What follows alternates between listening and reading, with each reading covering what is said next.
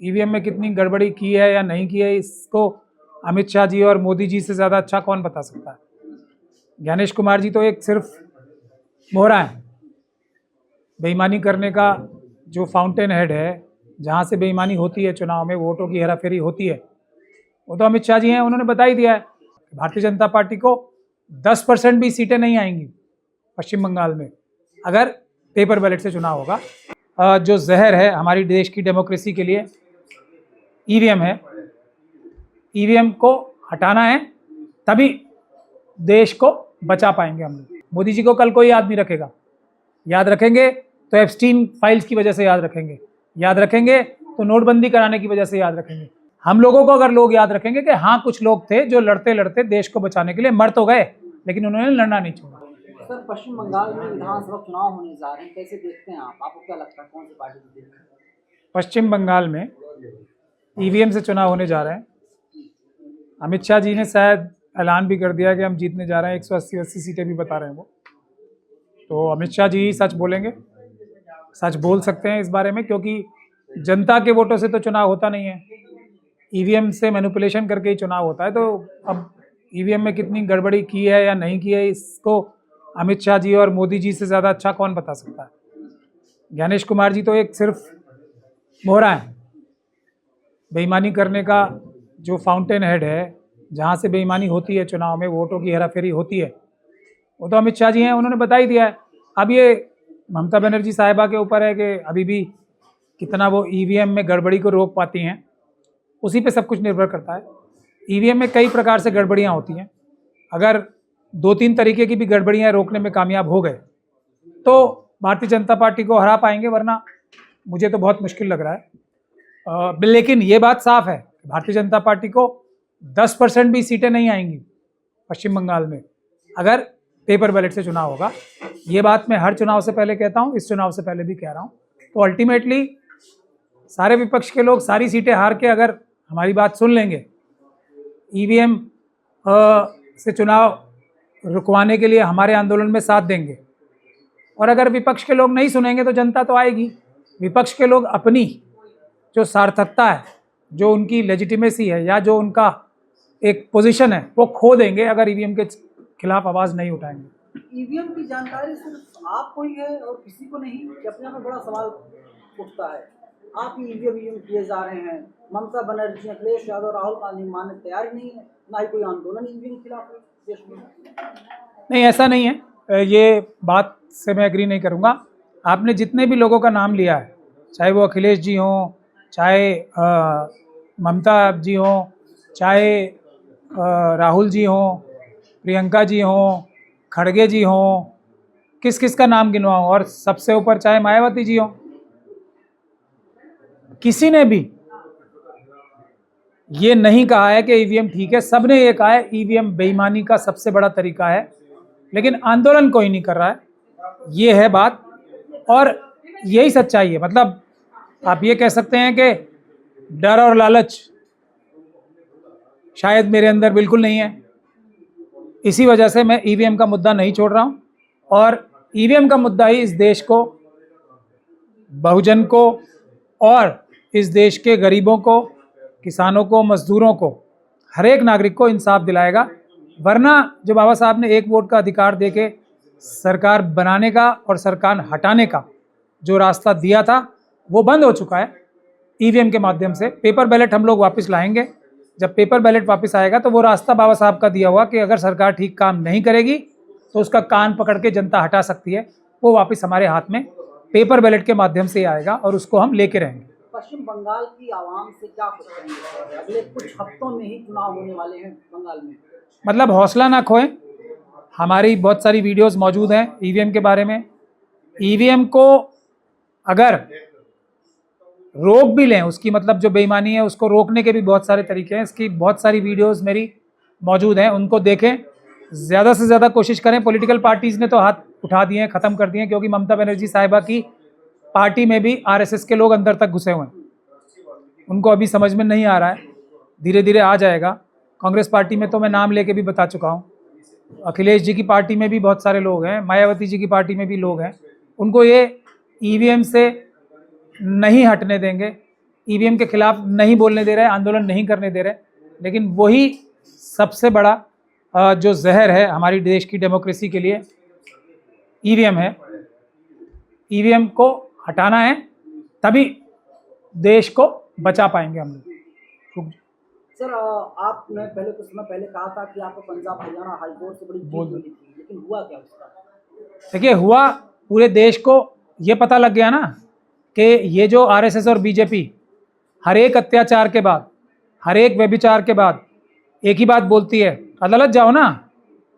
यही बोलती है ना, हमने पूरा देश लूट लिया, अडानी अंबानी यूसुफ लुलू को दे दिया, जाओ अदालत में जाके हमारे खिलाफ फैसला ले आओ। उसकी एक खास वजह है, आज मैं उसमें नहीं जाना चाहता, लेकिन हम तो अदालत गए, इनके खिलाफ फैसला लेके आए इन्हीं अदालतों से, पंजाब हरियाणा हाई कोर्ट से। तो इन्होंने क्या किया, फौरन कानून बदल दिया, एक हफ्ते के अंदर कानून बदल दिया अदालत के फैसले को ख़त्म करने के लिए। हमारा जो सबसे बड़ा पॉइंट हमें जो साबित करना था वो साबित हमने कर दिया कि अगर आप अदालत से भी जीत जाओगे तब भी आपको न्याय नहीं मिलेगा। आरएसएस और बीजेपी के लोग संविधान के खिलाफ हैं, वो अदालत के फैसले के खिलाफ अपनी ईवीएम से बनी सरकारों के माध्यम से कानून ही बदल देंगे। तो ईवीएम बुनियादी मुद्दा है। अगर अदालत किसी भी जगह से न्याय प्राप्त करना है तो ईवीएम को हटाना है, पेपर बैलेट से चुनाव कराने। फिर आप देखेंगे सभी संस्थान, फिर तो चुनाव आयुक्त ठीक नहीं हो जाएंगे। अगर ईवीएम से चुनाव नहीं होंगे तो चुनाव आयुक्त भी क्या कर लेंगे, गड़बड़ी कर सकते हैं, बड़ी गड़बड़ी कर सकते हैं, लेकिन इतनी बड़ी गड़बड़ी चुनाव आयुक्त नहीं कर सकता कि चुनाव ही जितवा दे आरएसएस और बीजेपी के, जबकि उनके 10% वोट भी नहीं आते। आगे क्या कुछ करने जा रहे हैं, आपका क्या प्लान है, आंदोलन का या क्या है? नहीं, आंदोलन के अलावा कोई रास्ता है तो बता दीजिए। आंदोलन ही एक रास्ता है और आंदोलन होगा, जुडिशियल रिफॉर्म्स के लिए भी होगा, सबसे ज़रूरी है आंदोलन होगा। हमारे मुकदमे तो अभी सब जगह चल ही रहे हैं, आंदोलन साथ के साथ होगा। अदालतों के अंदर ऐसा नहीं है कि ईमानदार जजेस नहीं हैं, रोज़ आप कोई ना कोई फैसला ऐसा देखते हैं, उन जजेस का कार्य भी छीन लिया जाता है और उसके बाद तुरंत बाद उनके ट्रांसफ़र्स भी हो जाते हैं। तो ये सिल्वर लाइनिंग है, ये रोशनी की एक किरण है कि बाबा साहब का संविधान ख़त्म नहीं हुआ है, आरएसएस और बीजेपी अब भी ख़त्म नहीं कर पाई है। लेकिन जनता को जागरूक होकर सड़कों पे आना ही पड़ेगा, चाहे सुप्रीम कोर्ट के सामने हो, चाहे पार्लियामेंट के सामने हो, चाहे असेंबलीज़ के सामने हो, चाहे विपक्ष की पॉलिटिकल पार्टीज़ के दफ्तरों के सामने हो। और अगर तब भी विपक्ष की पार्टीज़ ठीक नहीं होंगी तो जनता को अपना रास्ता खुद चुनना पड़ेगा। विपक्ष के लोग सबसे ज़्यादा निराश कर रहे हैं हम लोग। इस देश की जनता को जितना विपक्ष निराश कर रही है कोई नहीं कर रहा है। आरएसएस और बीजेपी के लोगों का तो डिक्लेयर्ड फार्मूला है, हमने संविधान खत्म करना है, देश में लूटमार करनी है, चोरी डकैती करनी है, हिंदू मुसलमान कराना है। जो चाइना और पाकिस्तान की एस्टेब्लिशमेंट का फार्मूला है भारत को नष्ट करने का, वो अपनाना है। उनसे क्या गिला करना, हमें तो विपक्ष से गिला है अब, और विपक्ष के लोगों को ठीक होना पड़ेगा, जनता के कहने से चलना पड़ेगा, वरना जनता आ रही है, विपक्ष के लोग भी अपनी गद्दियों पे नहीं रह पाएंगे।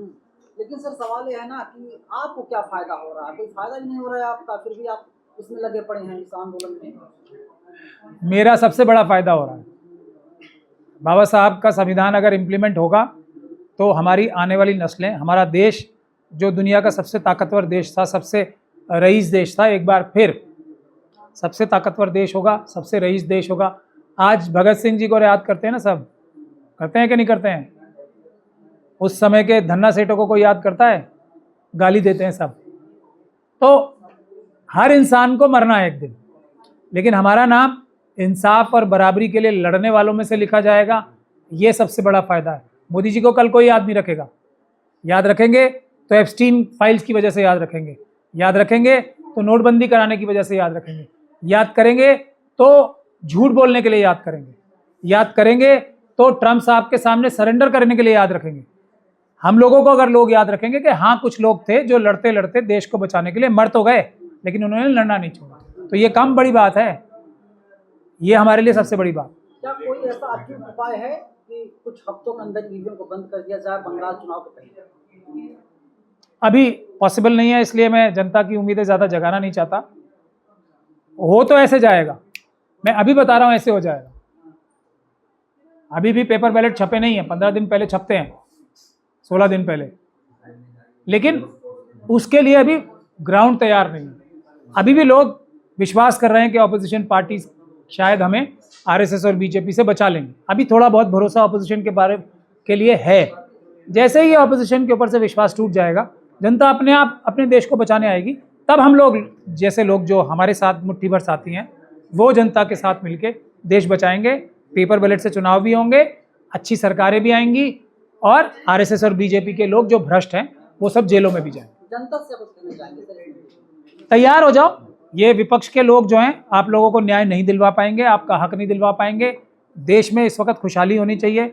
इतना देश के लोगों ने मेहनत करके देश को आगे तरक्की पर पहुंचा दिया है। ये आरएसएस और बीजेपी के लोग अडानी, अंबानी, यूसुफ लूलू जैसे लोगों को सारा पैसा लूट के दे रहे हैं।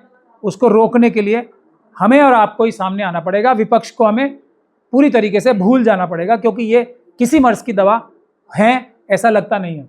आप लगातार बोलते हैं कि अम्बेडकरवाद वर्सेस मनुवाद दो वाद है इस देश में, है ना।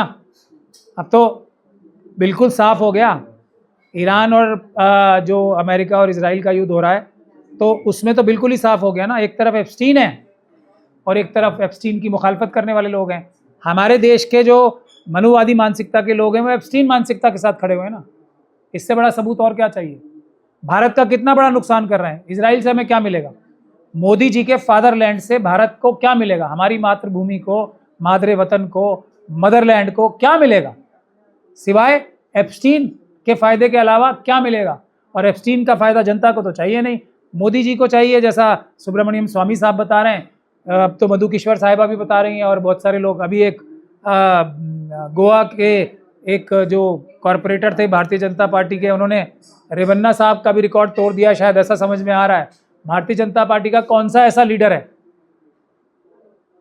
एक बार अडवाणी जी ने कही थी ना बात एक, अब सारे पीडोफाइल्स और ये और बलात्कारी भारतीय जनता पार्टी के नहीं होते, लेकिन ये बात कही जा सकती है कि ज़्यादातर बलात्कारी, व्यभिचारी, पीडोफाइल्स, एप्स्टीन मानसिकता के लोग भारतीय जनता पार्टी और आरएसएस के होते हैं। 2026 के आखिर तक ईवीएम बैन हो जाएगा? देखिए, जनता जिस दिन जाग गई, जनता जिस दिन विपक्ष को छोड़ के स्वयं सड़कों पे आ रही है, अब आ ही रही है, तो समय तो नहीं बता सकता, लेकिन रास्ता मैं बता रहा हूँ। आंदोलन होगा, ईवीएम जाएगी, पेपर बैलेट आएगा, फिर आरएसएस और बीजेपी के लोग 10% सीटें भी किसी जगह से नहीं जीत पाएंगे। आप तैयारी में बड़े आंदोलन? मैं दिन रात तैयारी में हूँ। मैं एक भी दिन ऐसा नहीं जाता जिस दिन ईवीएम के खिलाफ मैं तैयारी नहीं करता हूँ। मैं ये विश्वास दिला सकता हूँ। कोई साथ नहीं दे रहा, हमारे पुराने साथी भी देख ही रहे हैं आप लोग, नहीं साथ दे रहे, लेकिन कोई बात नहीं, ईवीएम जाएगी। ये एक अम्बेडकरवादी का वादा है इस देश से, और अम्बेडकरवादी ईवीएम को हटा के पेपर बैलेट से चुनाव कराएंगे ही कराएंगे।